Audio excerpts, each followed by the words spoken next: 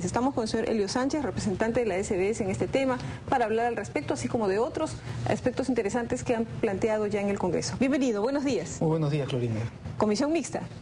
Entre otras medidas. Bueno, ¿qué ventajas tendría este tipo de medidas? Porque algunos dicen que va a pasar, por ejemplo, con los trabajadores que han dejado de aportar, no están trabajando, pero en consecuencia tendrían este esquema que pagar de todas maneras una comisión. Bueno, la propuesta se orienta de la siguiente manera. Además de otras medidas como que quizás lo podemos hablar, como otro fondo de protección para todos los trabajadores, está esta posibilidad que todavía está en discusión, en todo caso con el Ministerio de Economía y Finanzas, y se refiere a un esquema de comisiones mixtas, es decir, una parte por las remuneraciones y otra parte en función al desempeño de las AFPs, digamos. Ese es, a la rentabilidad que obtenga. A la rentabilidad, al desempeño del fondo de inversiones, es decir, a la rentabilidad, ¿no? Esa es un poco la propuesta que se ha planteado, digamos, en el Congreso. O sea, si es negativa, no pago. Así es. Digamos, ese sería el esquema. ¿Y se ha pensado ya qué porcentaje sería, qué tanto sería por resultados, como usted menciona, por rentabilidad, y qué tanto por remuneración? Todavía no, bueno, eso está en evaluación, nuevamente eso está en evaluación, se va a ver con el Ministerio de Economía y Finanzas. No te podría adelantar cuál sería, digamos, el nuevo esquema de comisiones, cuánto se va a cobrar por un lado, cuánto se va a cobrar por otro, eso todavía está, digamos, pero el concepto aquí es que el trabajador pagaría tanto un porcentaje, una parte de la remuneración, estaría en función a esta... ¿Y se ha dejado de elaborar? ¿Qué han pensado? Si ha dejado de elaborar un afiliado, en consecuencia deja de aportar. Claro, si una persona ha dejado de elaborar, entonces no percibiría una remuneración. Entonces, al ser este esquema una combinación sobre la remuneración y otro esquema sobre la rentabilidad, al no generar ingresos, esta persona no pagaría esa parte de la remuneración, ¿no? Pero sí tendría que pagar la del resultado. Por la del resultado, ¿no? Por la del resultado, ¿no? En consecuencia, ahí habría... Al desempeño de las fondo. Inversiones, así es. Ahora, hay otras cosas interesantes, como por ejemplo los nuevos aportes. Se dice que los nuevos aportes van a poderse hacer a un fondo 1, por ejemplo, y a un fondo 3, o a un fondo 2, un fondo 3. Esta es una propuesta interesante. En primer lugar, es de tipo opcional. ¿Se ha diseñado con qué finalidad? Imaginemos que una persona, digamos, está en el fondo 2 o en el fondo 3. Tiene todo el stock de sus aportes, todo el stock de su cuenta individual, lo tienen en un tipo de fondo, digamos el fondo 3. Sin embargo, quisiera, digamos, este trabajador prever o estar seguro de que los nuevos aportes no se vean afectados por el desempeño de repente del mercado de capitales, que puede hacer que el valor cuota se reduzca. Entonces, para este grupo de personas que opcionalmente así lo desearan, podrían escoger canalizar sus nuevos aportes hacia el fondo 1, o en un fondo de protección, digamos, ¿no? Ahora, ¿y por qué hacer con los nuevos aportes y no con todo el fondo?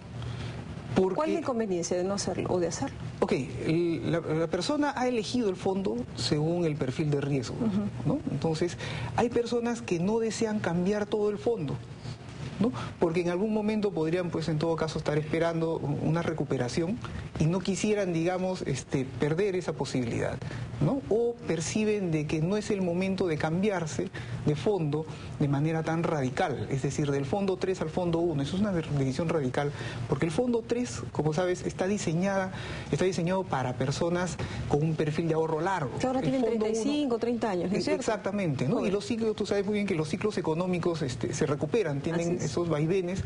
Obviamente sufrimos cuando el ciclo económico está a la baja, pero hay personas que quizás puedan entender de que quieren estar en el fondo 3, pero quieren tener un porcentaje, un grado de seguridad de que sus aportes pues no vayan de la mano con ese riesgo que ellos están tomando, ¿no? Porque es un fondo de riesgo. Pero insisto, ¿por qué solamente a los nuevos aportes? ¿Por qué no?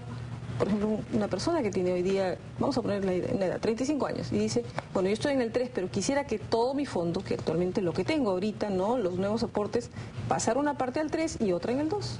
¿Por qué no hacerlo con todo el fondo y solamente esperar a que los nuevos aportes se puedan diversificar en riesgo? Nuevamente, ¿Se va a poder hacer o no?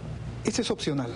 O sea, una persona que esté en el fondo 3, en todo caso, podría quizás pasar del fondo 3 al fondo 2 toda su cuenta individual. Ya. Y decidir no tomar esta posibilidad de una segunda cuenta, es decir, pasar todo del fondo 3 al fondo 2. No sé, puede ser esa posibilidad. Quizás esa persona pueda elegir otra posibilidad, es decir, quedarse en el fondo 2 y tener los nuevos aportes en el fondo, en otro fondo.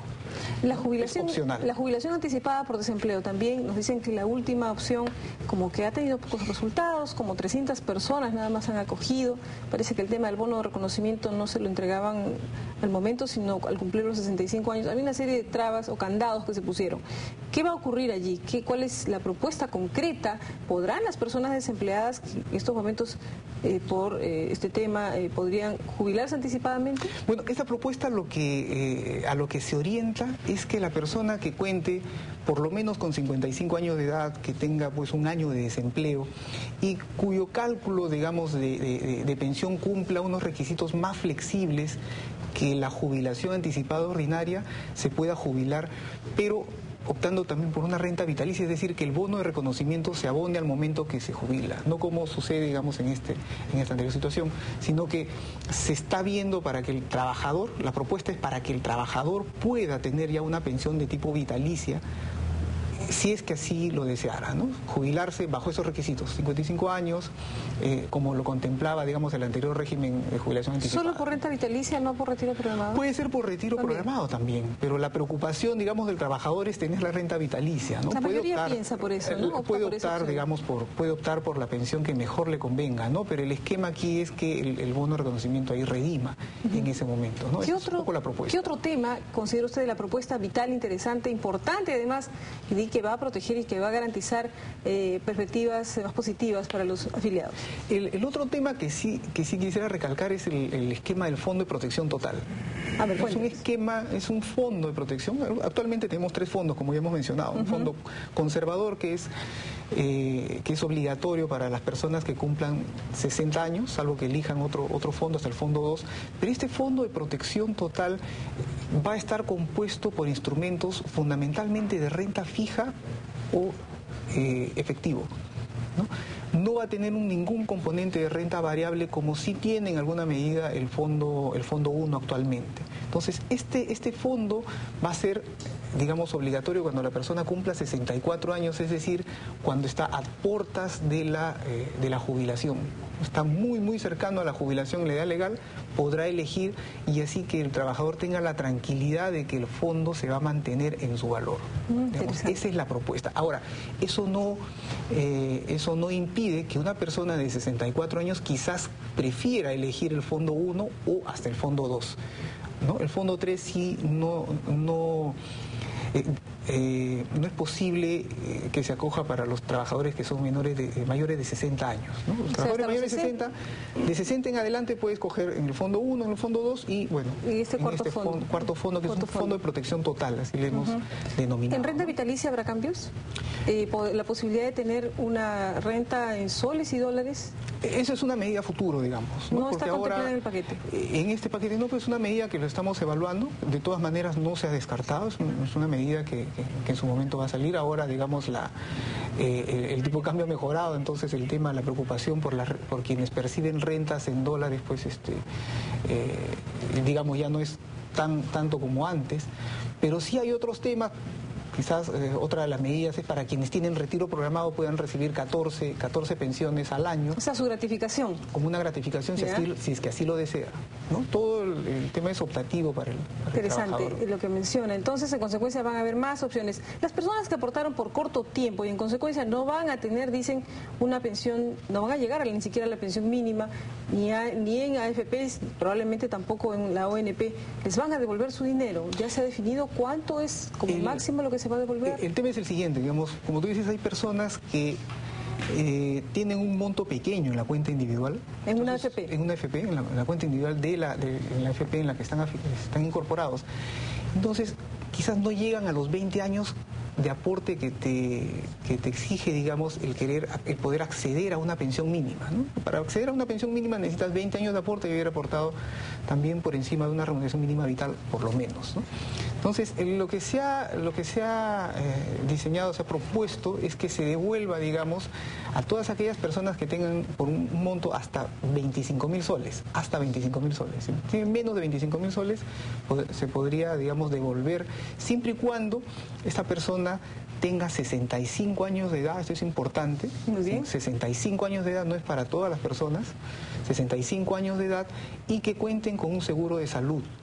Lo importante es sí velar porque el trabajador se encuentre protegido. Es decir, si cuenta ya con un seguro de salud y tiene los 65 años de edad, entonces, y cuenta, digamos, con este fondo que es menor a estos 25.000 soles, se le podría devolver. No es un esquema al cual una persona joven de 30 años que tenga pues poco, por el poco tiempo que ha ahorrado, se le va a devolver. El esquema no está diseñado para esa. Señor Sánchez, lo comprometo en otro momento porque hay muchísimas personas que han estado llamando, dicen que han aportado más de 20 años, todavía no tienen una pensión, sin duda será motivo para esclarecer, pero quiero que nos dé el